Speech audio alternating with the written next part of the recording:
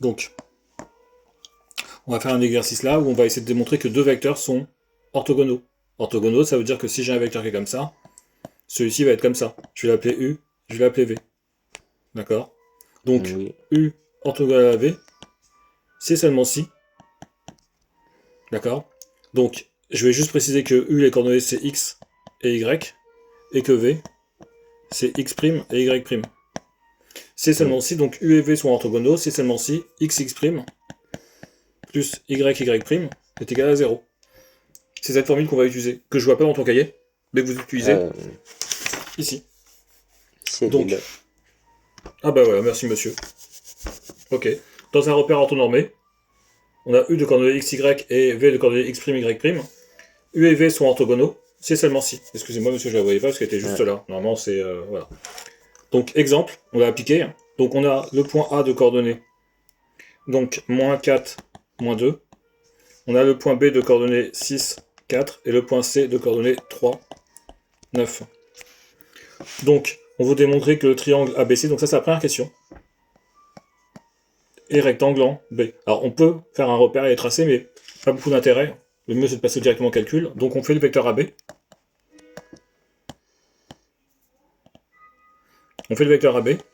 XB moins XA en dessous, YB moins YA. Donc ça nous fait 6 moins moins 4. D'accord? XB qui est ici moins 4, donc moins XA. Et YB 4 moins 2. Je mets directement AB ici. AB de coordonnées 6 plus 4 ça fait 10. Et 4 moins 2 ça fait 2. Alors là c'est BA sur ta feuille. Hein. oui. D'accord? Donc, et automatiquement, donc BA c'est l'opposé. C'est moins AB, donc ça fait moins 10, moins 2. Ok? Mais c'est pareil, ça pose aucun souci. Nous on a fait AB, c'est bon. Pourquoi c'est moins 6? Bah je sais pas pourquoi c'est moins 6. C'est un moins 2 ici, monsieur. On a mal lu. Bah, j'ai mal lu. Donc là, ça fait moins, moins 2. Et donc ça fait plus 2 ici. Je vais mettre le moins 2 ici. Voilà. Et donc là, ça fait 4 moins moins 2. Et ça fait 6 ici. Ça marche pour ça, monsieur? Oui. C'est parfait. Et on fait le vecteur BC. Je fais directement le calcul. X de C. Donc ça fait 3. Moins X du point B. Ça fait 6. Y du point C. 9. Moins 4. Cette fois-ci, on va essayer de ne pas se tromper. 3 moins 6, ça fait moins 3. Et 9 moins 4, ça fait 5. 5. Moins 3, 5, c'est nickel, on a la même chose. Et maintenant, on va vérifier, donc, est-ce que AB et BC sont orthogonaux? J'ai oublié de mettre sont orthogonaux, quoi, sont. D'accord? C'est un point d'interrogation. Hein. Et tout simplement, on va faire ce qu'on a fait en termes de formule. On va juste remettre AB ici, comme ça on les a bien sous les yeux. 10, 6. Et on va mettre BC ici. On fait, ça s'appelle la condition, d'accord, d'orthogonalité. C'est pas comme le déterminant, on croise pas, il n'y a pas de moins. On fait ça fois ça. Donc x, x', 10 fois moins 3. Et c'est un plus ici. Alors que le déterminant, c'est un moins. Oui. 6 fois 5, ça fait moins 30 plus 30, ça fait 0. Donc, AB et BC orthogonaux. Je mets comme ça pour dire orthogonaux, mais il faudra en toutes lettres. Oui. Et donc, le triangle ABC est rectangle en B. Après, là, c'était la deuxième question qui m'intéressait. Bon, cette question aussi, elle m'intéressait. Mais c'est surtout la deuxième question où on est sur une équation cartésienne de droite. Alors, est-ce que c'est le même... Non, c'est pas le même triangle. Ah, Donc, ah oui. donc on aurait pu commencer directement parce que c'était surtout cette question que je voulais faire, mais bon, c'est pas grave, comme ça on a vu. Alors, ce qu'on a fait avant, ça s'appelle aussi le produit scalaire. Ce qu'on a fait avant de x, x' plus y, y', mais c'est pas très grave au terme de vocabulaire parce que vous l'avez pas utilisé. Et c'est en première. On a A de coordonnées moins 3, 0, B de coordonnées 9, 3, C de coordonnées moins 1, 9. Alors, donc on a un triangle. Hein. On peut faire encore une fois le repère, mais ça n'a pas beaucoup d'intérêt. Calculer les coordonnées du projeté orthogonal H de C sur AB. Donc je fais une projection orthogonale, en gros je trace la hauteur. Mm. Je le projette et j'obtiens le point H. D'accord? Et l'objectif, c'est de calculer les coordonnées du point H. Donc, il y a deux choses qu'il faut avoir. Bah déjà, il faut que CH soit perpendiculaire à AB. Oui. D'accord? Mais ça suffit pas. Parce que regarde, si mon point H, je le fais ici, bah, ma droite CH est bien perpendiculaire à AB. Oui. Il faut une deuxième chose, il faut aussi que H appartienne à AB. Si je prends une seule des conditions toute seule, ça ne marche pas. Par exemple, si je fais H ici, H appartient bien à AB, Oui. mais ici, j'ai pas l'orthogonalité. D'accord? Donc je retire ça. Donc il faut vérifier les deux choses, les deux points. Alors, pour vérifier les deux points, déjà, nous, donc, on cherche les coordonnées du point H. Donc on cherche H de coordonnées x, y, puisque je ne connais pas les coordonnées. Donc ça s'appelle x et y. Oui. D'accord? On cherche H et on va utiliser la première condition, telle que CH, le vecteur, soit perpendiculaire au vecteur AB. Oui. Le vecteur CH, je vais mettre ses coordonnées, c'est x du point H, je vais l'appeler x, Oui. moins x du point C, y du point H, moins y du point C. Et tout ça, c'est mon vecteur CH, il doit être toujours perpendiculaire au vecteur AB. Oui. X du point B moins x du point A.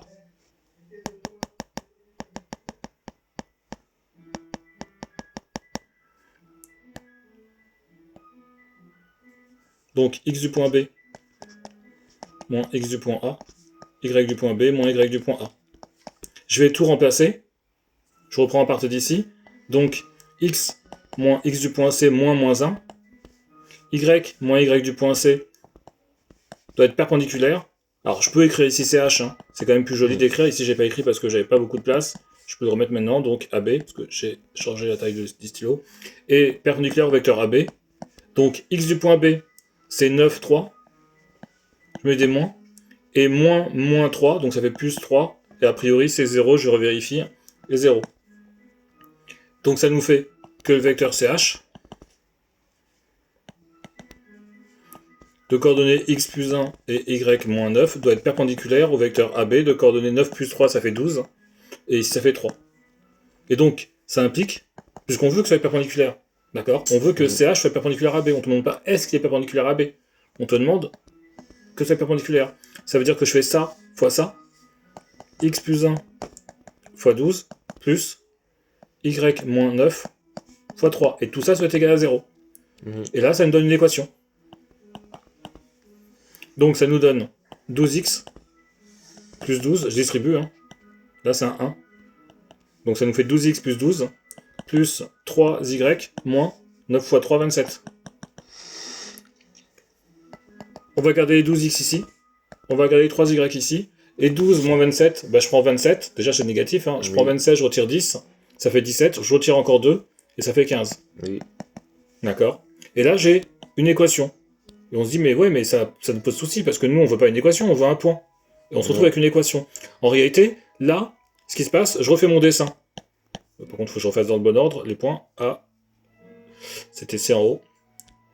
Donc j'avais fait A, B, C. Là, je cherchais le point H qui était ici. Tel que H soit le projeté de C sur la droite AB. Là, en réalité, j'ai juste trouvé tous les points H qui sont ici, qui sont sur la droite, qui est ici. Tous les points H, bah, ça s'appelle une droite. Et là, j'ai trouvé l'ensemble de tous les points H qui font que CH soit perpendiculaire à AB. Oui. C'est normal? Pourquoi c'est normal? Bah parce que j'ai fait ma condition, juste la condition d'orthogonalité. Oui. D'accord? De perpendicularité, ça se dit pas comme ça, on dit d'orthogonalité, hein, qui me dit je cherche l'ensemble des points H, je cherche le point H tel que. Et j'en ai trouvé plein. D'accord? Donc après, il faut qu'on fasse quoi? Bah il faut qu'on fasse H doit appartenir à AB. Oui. Parce que là, moi je veux ce point H là. Je vais faire comme ça, je vais changer de couleur. Je veux ce point H là, pas un autre. Là pour l'instant j'ai trouvé tous les points H. Donc maintenant j'utilise la deuxième condition, on veut que H appartienne à AB. Ça veut dire que le vecteur AH est collinéaire au vecteur AB. Oui. Et ça veut dire que le déterminant il vaut 0. Le déterminant de AH AB doit être égal à 0. Le déterminant de AH, donc c'est x du point, donc je vais faire les vecteurs. H, x du point H moins x du point A, y du point H moins y du point A. Je monte parce que je ne connais pas les points par cœur. Bah, je les ai sur ta feuille. Ça fait moins 3, ça fait plus 3. Et ici, ça fait 0. C'est bon pour ça. Oui. Et le vecteur AB, je le fais directement. De toute façon, je crois qu'on a déjà fait, il est là. Il vaut 12, 3. Ici, je vais juste un petit peu effacer. Je vais faire Je vais le faire comme ça. Équivalent à... On fait le truc du déterminant. Donc ça nous fait x plus 3, point virgule, y, point virgule, 12 et 3. Va être égal à 0. Encore une fois, c'est une condition, donc on ne cherche pas à ce que ce soit égal à 0. On veut que ce soit égal à 0. On cherche x et y pour que ce soit égal à 0. Donc on fait ça fois ça. Ça fait 3x plus 9, moins y fois 12, moins 12y est égal à 0. On met sous une jolie forme. 3x moins 12y plus 9 est égal à 0. On vérifie si tu as la même chose. Donc, 3x moins 12y plus 9 est égal à 0. Oui. On va recopier nos deux équations. Parce qu'en gros, on est en train de nous dire quoi? On veut que h appartienne à la droite AB. Oui. Déterminant, condition de collinéarité, ça donne ça. On veut que h soit tel que ch soit perpendiculaire à B. Ça répond à cette condition-là. Donc on a deux équations. L'équation verte, qui est ici, qui est 12x plus 3y moins 15 est égal à 0. Et on a l'équation noire qui est ici.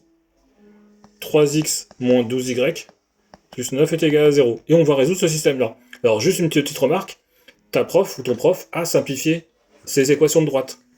Quand tu as par exemple 3x est égal à 9, c'est une équation. Oui. J'ai le droit de dire je divise tout par 3. Ça fait x est égal à 3. C'est la même équation. Oui. En plus j'ai résolu. Donc là par exemple, l'équation verte, je pense que je peux tout diviser par 3. Oui. Si l'équation verte je divise tout par 3, ça nous fait 4x plus y moins 5 est égal à 0. Ça fait une équation plus simple à gérer. L'équation noire, je peux aussi la diviser par 3. Oui. Donc si je la divise par 3 aussi, ça fait x moins 4y plus 3 est égal à 0. Donc, on doit résoudre un système. Bon, résoudre un système, c'est quand même assez basique. Hein. Vous avez utilisé quelle méthode? Vous avez fait de la substitution. C'est ce qu'on va faire. On prend l'équation qui est la plus simple et j'isole ce qui est le plus simple à isoler.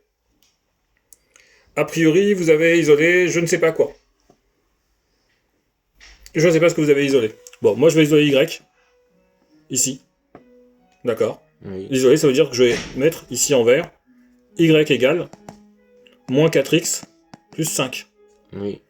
Et ce y que j'ai isolé, je vais le remplacer ici, dans mon équation noire. Ça fait x moins 4, parenthèse, parce que c'est moins 4 fois y, Oui. moins 4x plus 5 plus 3 est égal à 0. Et maintenant, je m'occupe que de mon équation noire. Alors normalement, il faut garder toujours son système, c'est-à-dire que on met une équivalence ici pour le système, Oui. on met un petit point parce qu'on commence l'équation ici, on remet son équivalence ici, on garde l'équation verte, et l'équation noire, on va la résoudre avec du x dedans. Pas du x, c'est du chiffre. Ça fait x moins 16x moins 20. Alors c'est un plus ici, hein. Moins et moins ici, ça fait plus. Et après, plus 3. Toujours équation verte que j'ai franchement plus envie de recopier pour rien pour l'instant. Oui. Et ici, 17x. Moins 20 plus 3, ça fait moins 17. Que je mets de l'autre côté, ça fait plus 17. Oui. Toujours équation verte. Ici, que je recopierai une fois après. Et ici, x égale 1. Oui. Je recopie mon équation verte, cette fois-ci. Bah, je vais la recopier maintenant, tiens. J'aurais dû la recopier ici. Donc je la recopie. C'est y.